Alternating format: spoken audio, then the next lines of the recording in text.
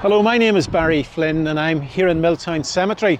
I'm writing a book at present. It's called The Little Book of Irish Soccer. I'm trying to celebrate those people, special people who contributed toward the history of Irish soccer. And one of those people was a gentleman called Jimmy Hasty. Jimmy defied nature.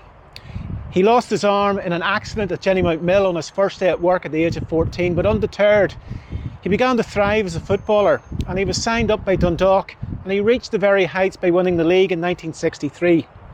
Jimmy is buried here in Milltown Cemetery. His story is a very sad story, but it's a story of adversity and tragedy. He was assassinated in 1974 in October and he became victim number 1085 of Northern Ireland's hate fest that was the Troubles. Jimmy was born in New Dock Street in Belfast in 1936.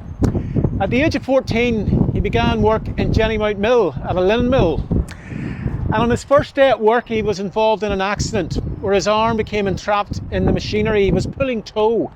He was brought to the hospital and the surgeons decided to amputate his arm.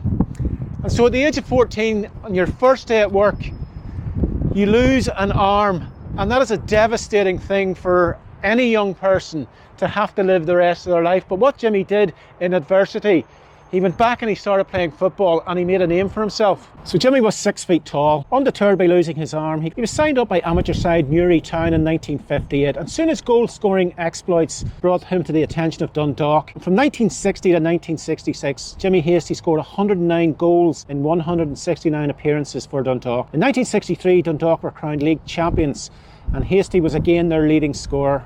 In the European Cup the following season, Dundalk became the first Irish side to win away from home, with Hasty setting up the first goal in a victory over Zurich. Jimmy Hasty was a man who defied nature. He had a wonderful balance. He was an assured finisher. He was Irish football's most extraordinary and forgotten player. By 1965, injury had impacted on his career and he moved to Drogheda United for one final season. Jimmy and his family settled in the New Lodge area of Belfast, where he found employment as a labourer in the docks.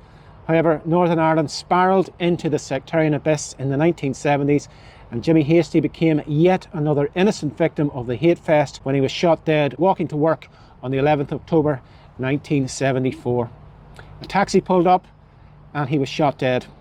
A policeman came to his aid and tended to him as he died in the street. Jimmy was 38 years of age. He left behind a wife and 2 children. So this is a grave that tells a story. It tells the story of a great sportsman. It tells the story of tragedy about a family he left behind.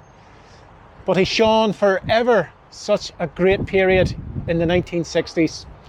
We'll just read to you from Jimmy's headstone. It says, "Hasty, in loving memory of my dear husband and a devoted father, James Jimmy, who was assassinated 11th of October 1974, aged 38 years. What a story this grave could tell."